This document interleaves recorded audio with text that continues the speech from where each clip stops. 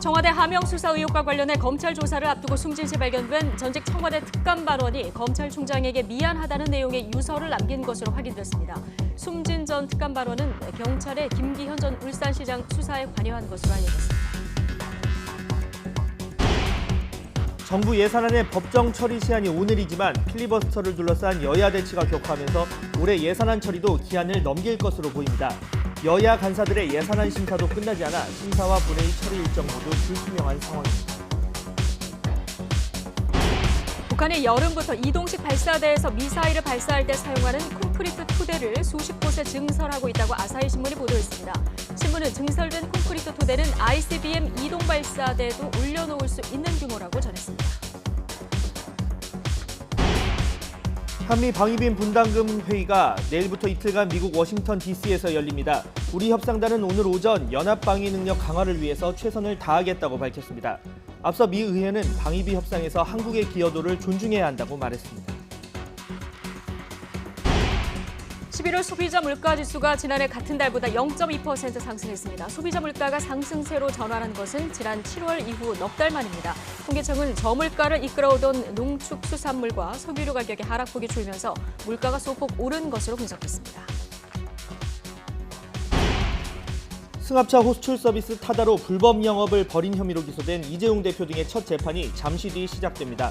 혁신적인 공유경제냐 불법 영업이냐를 놓고 치열한 공방이 예상되는 가운데 법원에 출석한 이재용 대표는 재판에 성실히 임하겠다고 말했습니다.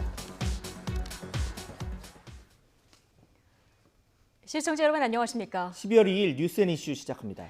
지난주 금요일 자유한국당이 필리버스터를 신청해서 본회의가 무산된 뒤 국회는 오늘 아침까지 그대로 멈춰섰습니다. 더불어민주당은 타협은 더 이상 없다 이렇게 못 박았고 반면 한국당은 민생법안 처리를 위해서 원포인트 본회의를 열자고 촉구했습니다. 국회에 나가 있는 취재기자 연결합니다. 한현희 기자.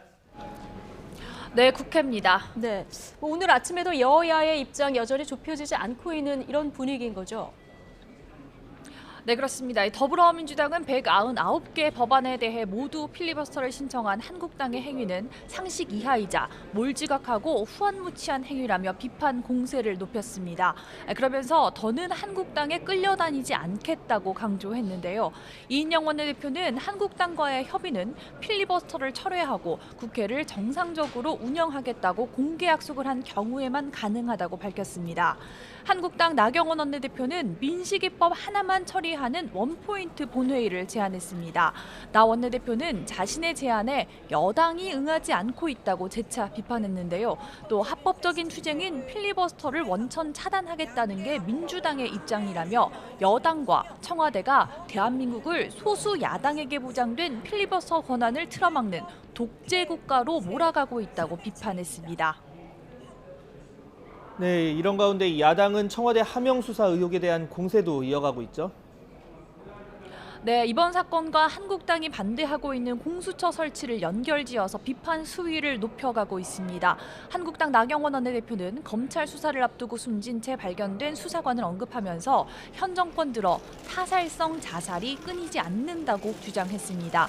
또 이른바 백원우 별동대가 측근의 죄는 덮고 상대편에게 없는 죄를 뒤집어 씌우겠다는 공수처의 축소판이란 생각이 든다고 강조했는데요.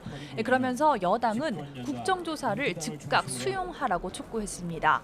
황교안 대표 역시 의혹들이 공작 정치와 권력형 부패의 전형이라며 이에 대한 수사를 막고 또 검찰을 무력화하기 위해 공수처를 무리하게 강행하는 것이란 의구심이 든다고 비판했습니다.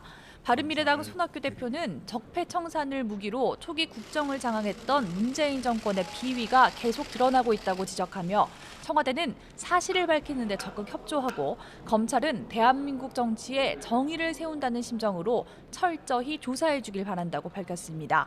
이런 가운데 김기현 전 울산시장은 청와대가 불법적으로 선거에 개입한 만큼 지난해 울산시장 선거는 무효라며 선거 무효 소송을 제기하기로 했습니다. 지금까지 국회에서 YTN 한현입니다. 네, 전해드린 것처럼 김기현 전 울산시장에 대한 이른바 하명 수사 의혹과 관련해서 전직 청와대 특별감찰반원이 어제 검찰 조사를 앞두고 숨진 채 발견됐습니다. 가족과 지인 등에게 남긴 자필 메모에는 윤석열 검찰총장에게 죄송하다는 언급도 포함된 것으로 파악됐습니다.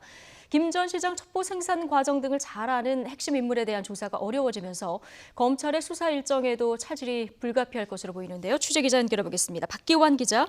네, 서울중앙지검입니다. 예, 자, 안타까운 일이 벌어졌는데 어제 청와대 특별감찰관에서 일했던 검찰 수사관이 숨진 채 발견이 됐습니다. 관련 내용 먼저 전해주시죠. 네, 청와대 특별감찰반원으로 파견됐던 현직 검찰 수사관 A씨가 어제 오후 3시쯤 서울 서초동에 있는 지인의 사무실에서 숨진 채로 발견됐습니다. 현장에서는 가족과 지인 등에게 남긴 자필 메모 여러 장이 발견됐는데요. 이 가운데는 윤석열 검찰총장에게 죄송하다는 언급도 포함된 것으로 파악됐습니다. A 수사관은 올해 초까지 청와대 민정비서관실에서 일했다가 2월쯤 검찰로 복귀했습니다. 최근까지 유재수 전 부산시 경제부시장에 대한 청와대 무마 의혹을 수사하는 서울 동부지검 형사 6부에서 근무해온 것으로 알려졌습니다. A 수사관은 청와대 근무 당시 백원호 전 민정비서관 지휘를 받는 특별감찰반에서 일한 것으로 전해졌는데요. 김 전 시장에 대한 경찰 수사를 전후해 직접 울산을 찾아 수사 상황을 확인했다는 의혹을 받는 2명 가운데 1명으로 알려졌습니다. 어제는 김기현 전 울산시장 관련 하명 수사 의혹에 대한 참고인 조사를 앞두고 있었습니다. 하지만 조사를 3시간여 앞둔 시점에서 극단적 선택을 한 것으로 보입니다. 예. 숨진 A 수사관이 수사 초기 단계에서 상당히 중요한 인물로 보이는데요. 검찰 수사도 영향을 받을 수밖에 없겠군요. 네, 그렇습니다. 숨진 A 수사관은 앞서 말씀드린 것처럼 백원호 전 비서관 밑에서 특감 반원으로 일했습니다. 검찰은 당시 김 전 시장 관련 첩보 입수와 생산 과정에서 청와대가 어떤 역할을 했는지, 그리고 민정비서관실이 직무 범위를 넘어 선출직 공무원인 김 전 시장을 별도로 감찰했는지 등을 들여다보고 있는데요. A 수사관은 이런 과정을 가장 잘 알 것으로 보이는 핵심 참고인이었다고 볼 수 있습니다. 지난주 울산지검에서 사건을 넘겨받은 서울중앙지검 공공수사 2부는 기록 검토를 마치고 본격적인 조사에 나섰는데 핵심 참고인 조사가 어려워지며 수사에 차질이 불가피해 보입니다. 예. 자, 그렇다면 하명 수사 의혹에 대한 검찰 수사 앞으로 어떻게 진행될 것으로 전망됩니까? 네, A 수사관 말고도 당시 상황을 알 수 있는 위치에 있는 관계자들은 여럿 있습니다. 예전보다 더디더라도 백원호 전 비서관과 함께 일했던 경찰 출신 등 다른 특감반원들에 대한 조사가 먼저 진행될 것으로 보입니다. 이후 이광철 선임행정관, 백 전 비서관 등을 상대로 한 조사가 이뤄질 것으로 전망됩니다. 이와 별도로 서울중앙지검은 전문 공보관을 통해 A 수사관과 관련해 유가족들에게 애도를 표한다고 밝혔습니다. 최근까지도 헌신적으로 근무해온 것으로 알고 있다며 사망 경위에 대해 한 점의 의문이 없도록 철저히 규명할 예정이라고 강조했습니다. A 수사관과 함께 청와대 특감반에서 근무했던 김태우 전 수사관도 자신의 유튜브 채널에 고인의 명복을 빈다는 제목의 영상을 올리고 극단적인 선택에 안타까움을 전했습니다. 그러면서 백 전 비서관을 겨냥해 사람을 도구로 쓰지 말라며 진작에 책임졌으면 이런 일이 생기지 않았을 거라고 말했습니다. 지금까지 서울중앙지검에서 YTN 박견입니다. 네, 렌터카 기반의 차량 호출 서비스 타다가 불법인지를 두고 검찰과 업체 측이 오늘부터 본격적인 법정 공방에 들어갔습니다. 여객 자동차법 위반 혐의로 기소된 스우카 이재용 대표, 조금 전에 첫 재판에 출석하기 위해서 법원의 모습을 드러냈는데요. 이 모습 잠시 보시겠습니다.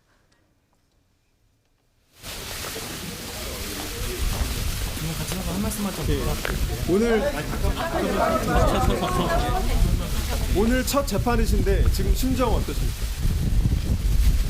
네, 재판 성실히 임하겠습니다. 혁신이다, 불법이다 논란이 좀 많잖아요. 이 부분에 대해서 어떤 입장이신지 한 말씀 해주세요. 네, 재판에서 다 말씀드리겠습니다. 지금 타다 운전자분들에 대한 불법 파견 혐의도 받고 계신데 그런 의혹도 받고 계신데 이 부분에 대해서는 어떻게 생각하십니까? 네, 지금 여기서 말씀드릴 일이 아닌 것 같습니다. 재판에서 말씀드리겠습니다. 대표님 혹시 한 말씀 네, 여기 있으면 저도 뭐 열심히 성실하게 임하도록 하겠습니다. 감사합니다. 네.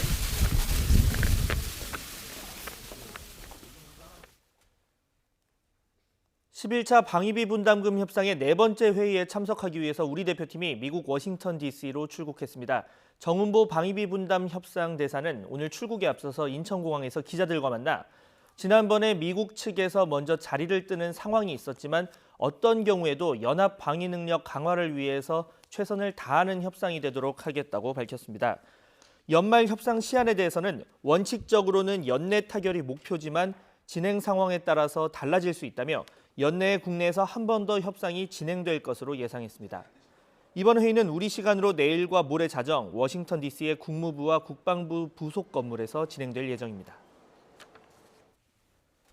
북한이 올해 여름부터 이동식 발사대에서 미사일을 발사할 때 사용하는 콘크리트 토대를 전국 수십 곳에서 증설하고 있다고 아사히 신문이 한미 관계자를 인용해서 보도했습니다.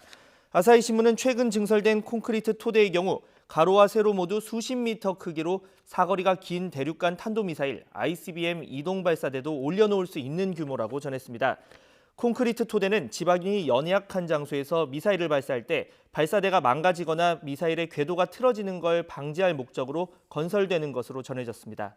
아사히 신문은 북미 대화가 별다른 진전을 보이지 않는 가운데 북한이 새로운 군사 도발에 나설 가능성을 한국과 일본 등이 경계하고 있다고 보도했습니다. 이어 한국의 국가정보원은 북한이 연내 중거리 이상 탄도미사일을 발사할 가능성이 있다고 분석하고 있고 일본 해상자위대도 지난달 초부터 북한의 새로운 군사 도발에 대비해서 이지스함을 동해상에 상시 배치하고 있다고 덧붙였습니다. 지난달 소비자 물가 상승률이 넉 달 만에 다시 플러스로 전환했습니다. 마이너스 물가 상승률로 촉발된 디플레이션 우려는 다소 덜었지만 이 저물가 기조는 여전히 이어지고 있는데요. 취재기자 연결합니다. 김평정 기자. 네, 김평정입니다. 네, 소비자 물가가 다시 상승세로 바뀌었다고요? 네, 지난달 소비자 물가가 상승 전환했습니다. 1년 전 같은 달과 비교한 상승률이 0.2%로 나왔습니다. 소비자 물가가 공식적으로 상승세로 돌아선 것은 지난 7월 이후 4개월 만입니다. 앞서 소비자 물가 상승률은 8월에 0.0% 보합을 기록하고 9월에는 마이너스 0.4%로 사상 첫 마이너스로 떨어져 충격을 준 뒤 10월에 다시 0.0% 보합을 보였습니다. 이번에 상승세로 바뀌긴 했지만 1%를 밑도는 상승률은 지난 1월 이후 11개월째 이어지고 있습니다. 이는 지난 1965년 관련 통계 작성 이후 가장 긴 기간입니다. 또 변동이 심한 농산물과 석유류를 제외하고 산출하는 근원물가 역시 상승률이 0.6%로 1% 아래를 기록했습니다. 경제협력개발기구 OECD 기준의 근원물가인 식료품과 에너지 제외지수도 1년 전보다 0.5% 상승하는 데 그쳤습니다. 기상조건에 따라 가격 변동이 큰 신선식품 지수는 1년 전보다 5.3% 떨어지며 5개월 연속 하락했습니다. 체감물가를 파악하는 생활물가지수는 0.2% 상승했습니다. 서비스 물가는 외식 등의 상승세 영향으로 0.7% 올랐습니다. 통계청은 지난해 높은 물가 상승률에 따른 기저효과가 이어지고 있다고 설명했습니다. 다만 앞으로는 당분간 마이너스 물가가 발생하지는 않을 것으로 전망했습니다. 지금까지 YTN 김평정입니다. 네, 수능 성적이 모레 발표될 예정입니다. 그런데 이 3수생 이상을 뜻하는 일부 N수생 수험생들이 평가원 홈페이지에서 이미 성적을 확인했다고 인증을 하는 아주 황당한 일이 벌어졌습니다. 어떻게 된 일인지 취재기자 연결해서 자세한 내용 알아보겠습니다. 김종균 기자. 네, 행정정책부입니다.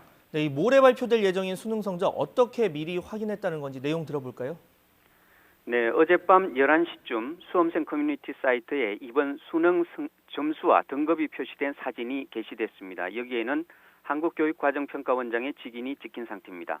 사진을 본 다른 네티즌들이 성적표를 어떻게 확인했느냐고 묻자 글을 올린 사람은 수능 성적표 미리 출력하는 법이라는 후속 글을 올렸습니다. 간단한 프로그램으로 숫자만 바꾸면 성적표 발급 신청과 출력이 가능하다는 설명도 덧붙였습니다.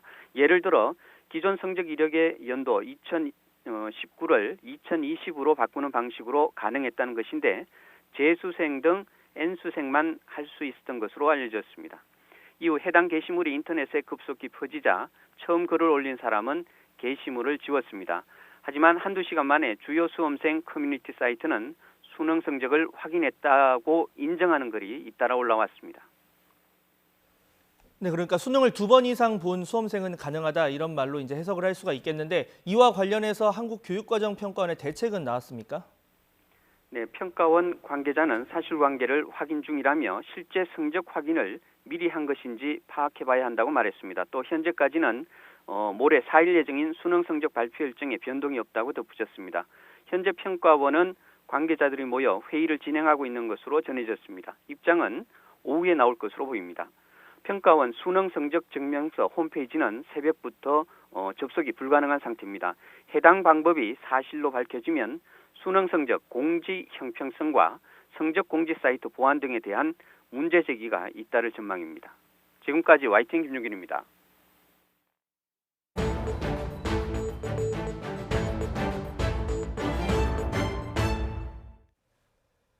겨울철이면 더 심해지는 미세먼지를 줄이기 위해서 서울시가 칼을 빼들었습니다. 노후 경유차와 같은 이 배출가스 5등급 차량의 서울 도심 진입 차단을 시작으로 미세먼지 시즌제의 막이 오른 건데요. 단속 첫날인 어제만 400여 대가 적발이 돼서 과태료 1억여 원이 부과가 됐는데 취재기자 연결해서 자세한 이야기 나눠보겠습니다. 이상순 기자. 네, 전국부입니다.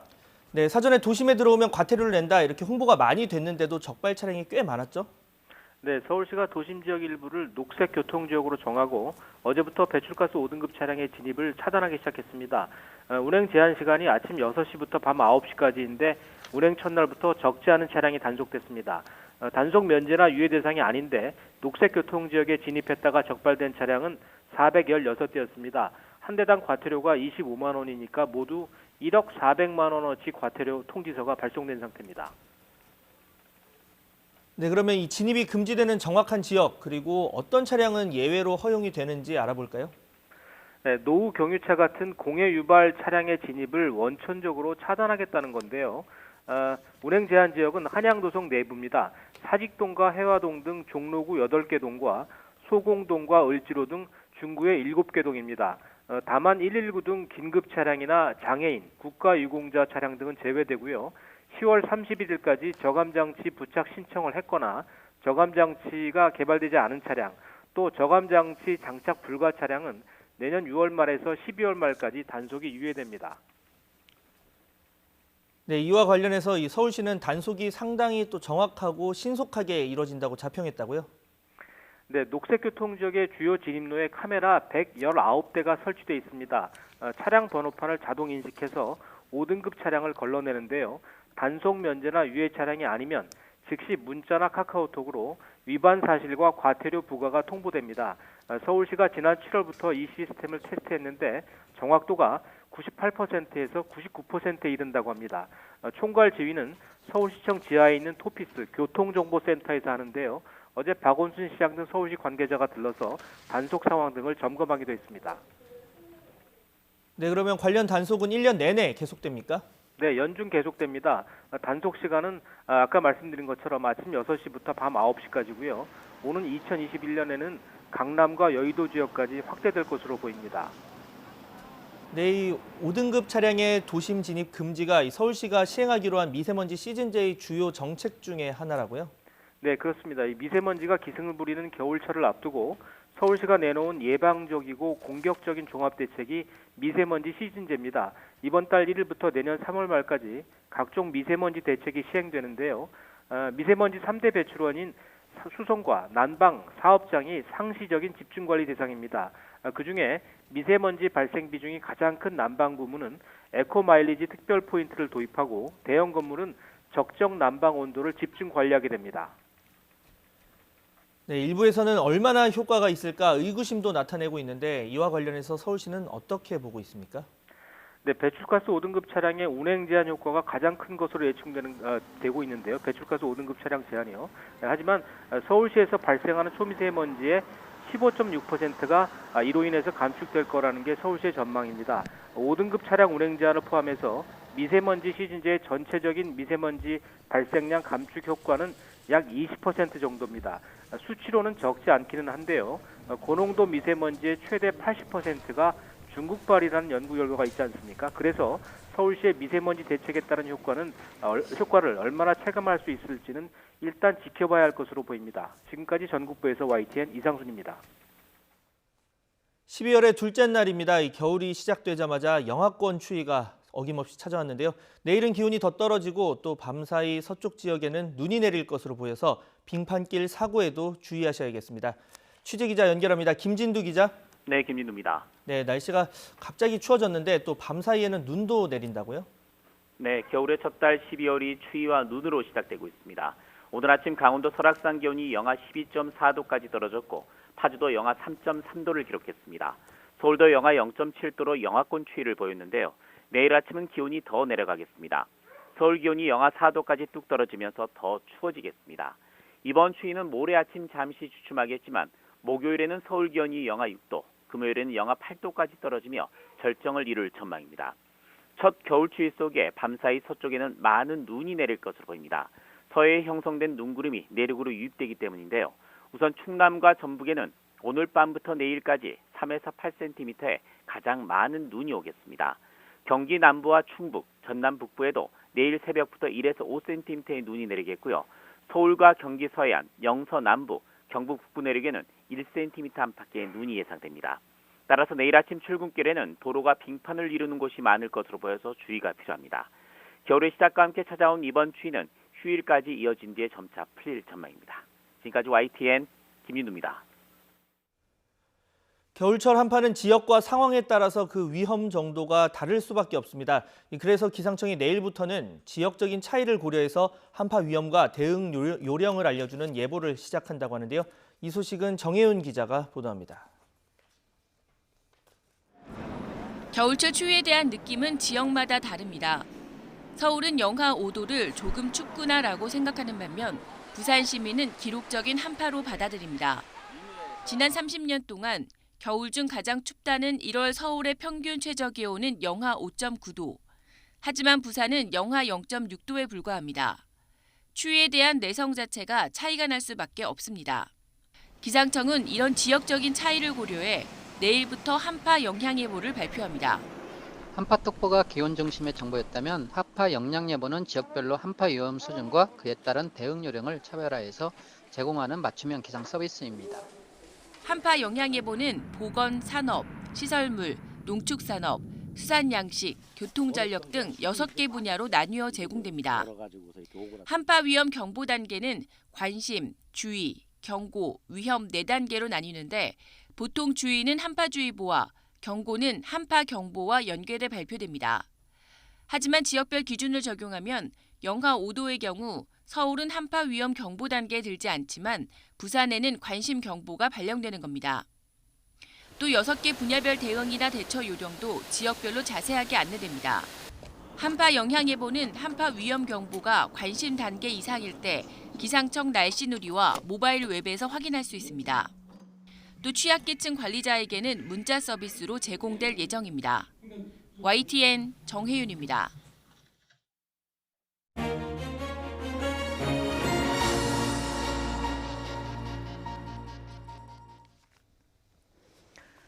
네, 바른미래당이 오신환 원내대표를 비롯한 비당권파 의원들에게 당원권 정지 1년 징계를 내렸습니다. 오 원내대표는 어젯밤 입장문을 통해서 징계 결정에 실소를 금할 수 없다며 분파적 해당 행위는 손학규 대표 자신에 있다 이렇게 주장했는데요. 자, 바른미래당 내분을 넘어서 지금 국회 상황은 더 안개 속입니다. 이분과 이야기 나눠보겠습니다. 바른미래당 오신환 원내대표 전화 연결되어 있습니다. 자, 의원님 나와 계시죠? 예, 안녕하세요. 오신환입니다. 예. 자, 오신환 의원님 말고도 유승민, 권은희, 유이동 의원까지 어제 당원권 정지 1년 징계가 내려진 의원이 이렇게 총 4분인 겁니까? 예, 제가 듣기로는 그렇습니다. 예. 앞으로 변협 소속 나머지 의원들에 대한 징계도 진행이 됩니까? 뭐 그렇게 한다고 지금 예고를 하고 있는데요. 예. 어떻게 될지는 모르겠습니다. 예. 당원권 1년 정지 일단 어떻게 받아들이십니까? 제가 봐서는 이게 뭐 지금 뭐 당 자체가 이미 손학규 대표의 사당화가 되어 있고 예. 그 윤리위원회 자체가 사당화의 주구 노릇을 하고 있는 것입니다. 그렇기 때문에 뭐 그 이전에 이미 많은 사람들을 윤리위원회 징계로 정적들을 제거하지 않았습니까? 그 예. 연장선상에서 보고 있는 건데요. 저희는 뭐 개의치 않고 저희들이 예. 가야 할 길을 뚜벅뚜벅 가겠다 이렇게 말씀드리고 예. 더 이상 이렇게 구차하고 추한 모습을 보이지 않았으면 좋겠다 이렇게 생각합니다. 예, 비당권파 입장에서는 지금 윤리위 자체를 인정할 수 없다 이런 입장이신데 당 그렇습니다. 윤리위는 일단 이 비당권파 의원들이 신당 창당까지 선언하고 지금 진행이 되고 있어서 이게 심각한 분파적 해당 행위다 이런 입장이거든요. 오히려 저희가 이 당을 사실상 아시다시피 작년에 국민의당 바른정당이 통합할 때 그 창당 정신을 훼손하고 본인의 사당화로 당을 전락시킨 그 모습 자체가 사실은 오히려 해당 행위죠. 이 당이 누구의 당입니까? 예. 손학규 혼자의 당이 아니지 않습니까? 그래서 저희가 그 부분을 끊임없이 요구하고 지금 아시다시피 이 선출직 최고위원들 모두를 징계해서 정적을 제거했습니다. 이런 당이 어떻게 공당이고 민주적인 정당입니까? 더군다나 원내대표까지 무슨 윤리위를 통해서 징계한다는 건 네. 정당 헌정사상 처음 있는 일이고 예. 이거는 뭐 소도 웃을 일입니다. 있을 예. 수가 없는 일이죠. 예. 지금 선출직 최고위원 모두를 징계 처리하면서 지금 정적을 제거하고 있는 것이다. 있을 수 없는 일이다. 이렇게 얘기를 해주셨는데 네. 지금 오 의원님은 원내대표직도 맡고 계셔서 그러면 이 네. 원내대표직은 어떻게 되는 건가? 이 부분도 궁금한데요. 원내대표는 국회직입니다. 네. 교섭단체 대표의 지위를 가지고 있고요. 예. 국회법 33조에 따라서 우리 당에 직접 국회의원들이 직선으로 선출한 것입니다. 예. 그렇기 때문에 이거는 뭐 당원권과 전혀 별개의 문제고요. 별개의 제가 문제다. 당원권 정지를 100% 받아들인다 하더라도 예. 제가 지금 무소속 국회의원이 아니지 않습니까? 예. 저를 출당을 시킨다거나 의총을 통해서 3분의 2 이상의 찬성을 통해서 제명을 한다면 제가 받아들일 수 있겠으나 저는 지금 현재 어찌됐건 제가 탈당하지 않은 상태에서 예. 바른미래당 소속의 국회의원입니다. 네. 그러면 그것은 교섭단체 대표의 지위를 계속 유지한다고 보는 것이 마땅하겠죠. 예. 지금 윤리위는 당원권이 정지됐기 때문에 원내대표 직무 권한도 당연히 정지된다 이렇게 해석을 했는데 지금 어쨌든 선출이 된 거기 때문에 탈당 전까지는 원내대표직을 수행하는 것이 맞다 이런 입장이신 거죠? 그렇습니다. 지금 윤리위가 제게 할 수 있는 일이 무엇이 있습니까? 그거는 예. 뭐 정치적으로 구호일 뿐이고 제가 어차피 최고위원회에 당연직으로 원내대표가 들어가게 되어 있는데 거기는 제가 들어갈 생각이 추호도 없기 때문에 예. 그런 당직과 관련해서 본인들이 원하는 대로 한다는 것은 제가 동의할 수 있으나 예. 원내대표직은 이미 국회직으로 국회법 네. 절차에 의해서 제가 교섭단체 대표로 등록이 되어 있는 것입니다. 예. 국회직이라서 이건 좀 별도로 봐야 된다 이런 말씀이시고요. 네. 자, 한국당과 민주당이 극하게 대립할 때 바른미래당이 그동안 중재 역할을 많이 해오셨고요. 사실 그 네. 중심에 원내대표가 역할을 많이 해왔었는데 네네. 지금 변협 소속 의원들 중심으로 신당 창당이 준비 중이잖아요. 만약에 창당이 되면 이때는 이 원내대표직이 어떻게 되는 겁니까? 신당이 돼서 제가 탈당을 하면 원내대표 지금 못하는 거죠, 당연히. 예, 당연히 그때가 되면은 못하게 되는 거고. 법의 절차에 따라서 하는 것이기 때문에 네. 그거는 하등에 문제가 없습니다. 알겠습니다. 어쨌든 신당이 창당되기 전까지 바른미래당 소속으로 있을 때까지 원내대표직 수행하는 것은 문제 없다 이렇게 보신다는 얘기해 주셨고 자, 손학규 대표가 오늘 최고위에서 징계는 유감이다 이렇게 얘기하면서도 나를 향한 당내 비판에 따로 입장 표명을 안 한 이런 상황이거든요.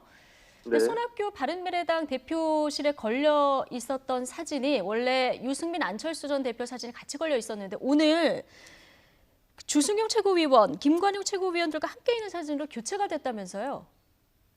그건 제가 잘 모르겠습니다. 어쨌든 이미 손학규 대표의 권력욕에 대한 것은 만천하에 드러났고 이미 당을 이렇게 망가뜨리면서 사당화한 것은 온 국민들이 다 아는 처지인데 더 이상 이렇게 추한 모습이 지속되지 않았으면 좋겠습니다. 어쨌든 이게 저희로서는 소위 당권파라고 하는 그들의 행동에 대해서 가타부타 지금 전혀 언급을 않고 있거든요. 근데 이제 윤리를 통해서 이렇게 또다시 공격을 하기 때문에 오히려 이것이 국민들한테는 정말 송구스러운 모습으로 비춰져서 안타까운 마음이고요. 더 이상 이런 막장 정치가 이루어져서는 안 된다 저는 이렇게 봅니다. 예. 자, 얘기를 들어보면은 지금 당내 갈등 되돌이키기는 불가능한 것 같고요. 변혁의 지금 신당 창당 작업은 어느 정도까지 진행이 된 겁니까? 저희가 지금 다가오는 8일 날 창당 발기인 대회를 준비하고 있고요. 8일이요? 그 이후에 창당 준비위원회를 발족시켜서 법적인 절차들을 밟아 나가려고 하고 있습니다. 예, 알겠습니다. 지금 이 얘기 여기까지 하고요. 지금 문제는 바른미래당뿐 아니라 국회에도 지금 꽉 막혀 있는 이런 상황인데요. 그렇습니다. 지난 금요일에 한국당이 199개 모든 법안에 필리버스터를 걸었습니다. 이 이후에 지금 여야 대치가 더 심해졌는데 네. 지금 뭐 민식이 법안 처리도 못하고 있는 이런 안타까운 상황에서 원포인트 본회의를 제안을 하셨거든요. 네네. 예, 한국당하고 민주당 가장 최근 반응은 어떤 겁니까? 아니 이게 뭐 서로 상대 당을 비난하면서 미룰 것이 아니라 네.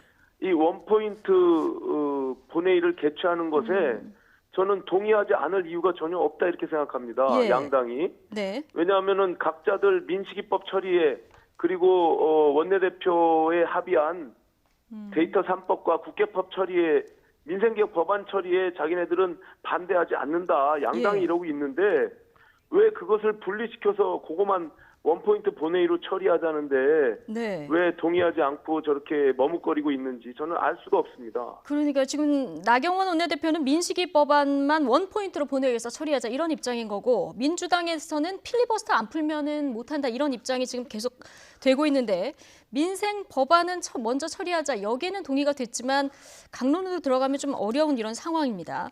한국당은 예. 원포인트로 본회의 열 때 필리버스터를 하지 않겠다고 얘기를 약속을 했고요. 예. 오히려 지금 민주당이 조금 미온적인 것 같은데 예. 예, 그렇다면 지금 민식이법 포함한 어린이 교통안전법이 다수가 있습니다. 그리고 예. 유치원 3법 그리고 원내대표 간 합의한 데이터 3법과 국회법 이건 시장에서 기업에서 간절히 원하고 있는 법안입니다. 예. 이런 것들을 볼모 잡아서 어느 정당도 국회를 이런 식으로 파국으로 몰고 가서는 절대로 안 된다. 저는 이렇게 생각하고 있습니다. 예. 지금 민생 법안 범위를 어디까지 볼지 이것도 좀 불명확한데 오신환 원내대표께서는 지금 민식이법, 유치원 3법, 데이터 3법 다 얘기를 하셨는데 네. 나경원 원내대표는 민식이법 원포인트로 하자. 그런데 유치원 3법은 안 된다. 어제 이렇게 분명히 또 얘기를 했거든요. 그것도 저는 이해할 수 없는 것이 예.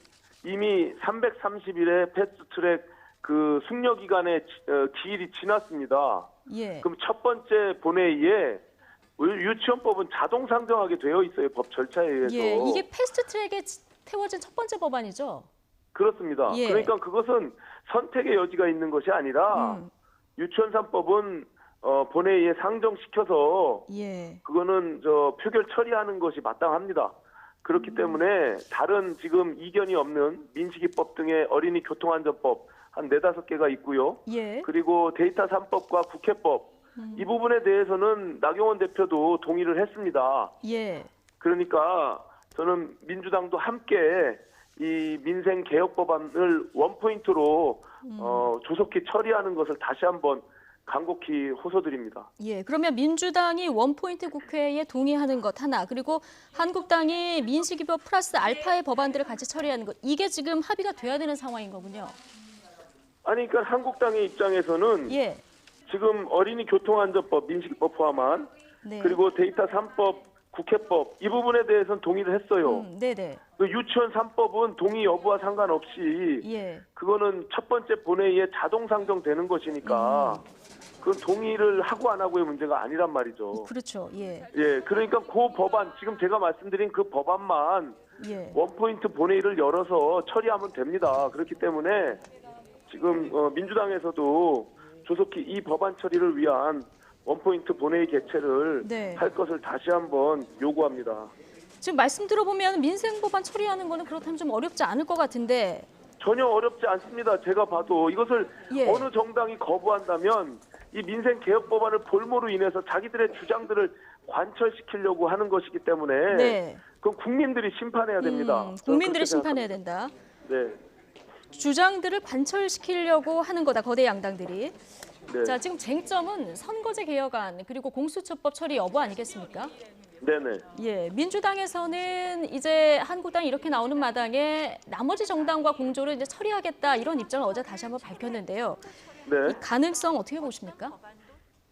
뭐 가능성도 있겠죠. 하지만 국회를 그렇게 막장으로 파국으로 몰고 가는 그 집권 여당은 거기에 대한 무한 책임을 져야 된다 저는 이렇게 봅니다. 그래서 예.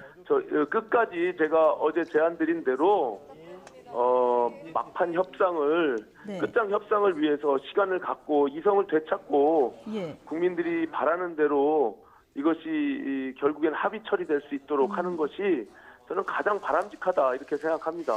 예. 아직 적어도 6, 7일간의 시간이 남았기 때문에 머리를 맞대고 만나야 됩니다. 제가 오늘 매주 월요일마다 정례 회동이 있는 원내대표 회동을 양쪽에 제안했습니다. 하지만 답변이 없습니다. 답변이 저는 없습니까? 하루빨리 만날 수 있도록 이인영 대표께서 책임감을 갖고 나서주시기를 바랍니다. 알겠습니다. 목이 다 쉰 상태이신 것 같은데. 네네. 예, 어쨌든 협상 테이블에 말씀하신 대로 같이 마주 앉는 것, 이게 이제 첫 번째일 텐데요. 지금 일각에서는 국회 종료가 12월 10일 아니겠습니까? 네. 이른바 그 살라미 임시국회 쪼개서 법안을 처리하는 방안이 그 이후에 이제 검토 중이다라는 얘기가 나오는데 이런 방안도 현실적인 대안이 될까요? 궁색한 방법들을 찾고 있는 것인데요. 궁색한 방법들 중에 하나다. 국민들이 볼 때 국회를 뭘로 보겠습니까? 저는 정말 이성을 찾고 우리가 합리적인 대화의 채널들을 통해서 끝까지 합의 처리할 수 있도록 노력하는 것이 이 국회를 살리는 길이고 또 국민을 위한 길이다. 저는 이렇게 보고 있습니다. 그래서 마지막까지 저도 노력할 것이고요. 네. 대화를 할 수 있도록 일단 길을 열기를 바랍니다. 알겠습니다. 오늘 슈퍼 예산 법정 처리 기한도 오늘까지인데 지금 하나도 진척되는 게 없는 이런 답답한 상황입니다. 지금까지 바른미래당 오신환 원내대표와 얘기 나눠봤습니다. 오늘 고맙습니다. 네, 감사합니다. 합의의 국토는 이해라!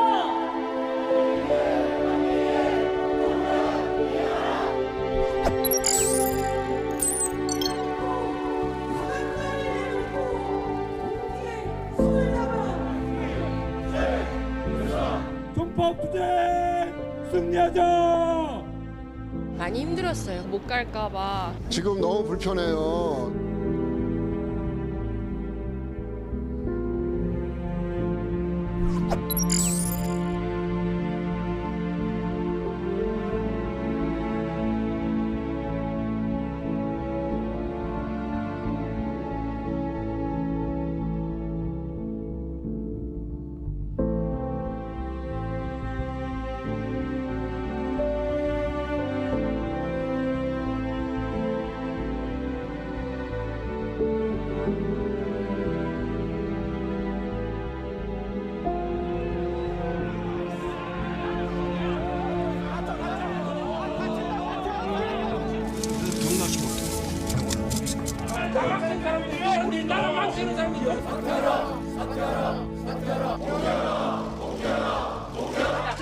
왜 이러세요? 이거 자식을 두고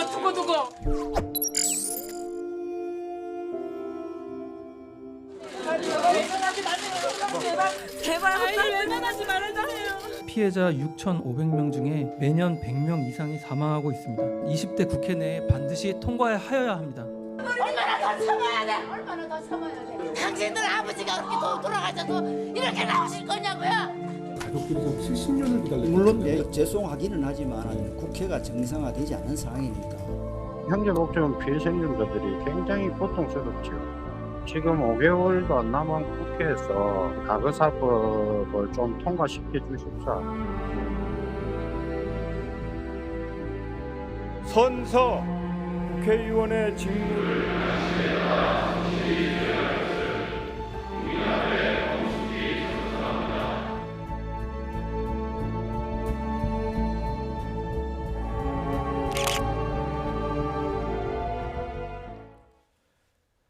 전 남편 살해 혐의로 재판을 받는 고유정이 의붓아들 살해 사건과 병합 뒤 첫 재판을 받습니다. 오늘 오후 2시 제주지법에서 열리는 재판에는 고 씨 현 남편과 국가수 감정관, 현 남편의 잠버릇을 수면 조사한 제주대 교수 등이 증인으로 나올 예정입니다. 검찰은 공소장에서 고유정이 사건 전날 미리 처방받은 수면제를 현 남편이 마시는 차에 넣어 마시게 한 뒤 범행을 저질렀으며 의붓아들의 사망 책임을 현 남편의 고약한 잠버릇 때문인 것처럼 보이기 위해서 치밀하게 계획했다고 주장했습니다. 하지만 고 씨 측은 검찰 공소 사실을 전면 부인하고 있습니다. 서울과학고등학교가 내년 신입생부터 3학년 때 의과대학에 지원을 하면 3년간 지원한 교육비 1,500만 원가량을 되돌려받고 또 교내 대회에서 받은 상도 모두 취소하기로 했습니다. 또 내년부터 의대에 진학하길 원하는 학생에게는 일반고 전학을 권고할 예정입니다. 서울과학고는 오늘 이런 내용의 의학계열 진학 억제 방안을 내놓았습니다. 이 학교는 영재교육법에 따라 과학기술인재를 키우고자 설립된 영재학교로 기존에도 의대 지원 학생에게 장학금을 반납받고 교사 추천서를 써주지 않는 등 의대 진학을 억제해왔습니다. 서울과학고 측은 신입생 모집 요강에 의학계열 대학에 지원을 하면 불이익이 있다고 명시해뒀다면서 학생들 모두 의대 지원 시 불이익이 있다는 점을 알고 입학했다고 설명했습니다. 어제 오후 6시 20분쯤 전남 여수시 신월동 사도 남쪽 130m 해상에서 29명을 태운 요트가 좌초됐습니다. 다행히 해경이 승객 전원을 구조해서 인명피해는 없었는데요. 이 사고가 난 요트는 어제 오후 5시쯤 어린이 9명과 어른 17명을 태우고 여수 해상을 돈 뒤 입항하다가 암초에 걸린 것으로 조사됐습니다. 네, 필리버스터에 멈춰선 국회. 앞서 국회 취재기자 취재 내용, 또 오신환 바른미래당 원내대표 이야기까지 듣고 오셨습니다만 민생 법안도 예산안도 지금 한치도 나감 없이 여야는 오늘도 출구 없는 치킨 게임만 이어가고 있습니다. 이 사태 책임은 누구에게 있는 걸까요? 잠시 뒤 전국 대담 코너에서 정치 평론 고수 두 분의 이야기 들어보겠습니다. 2부에서 뵙겠습니다.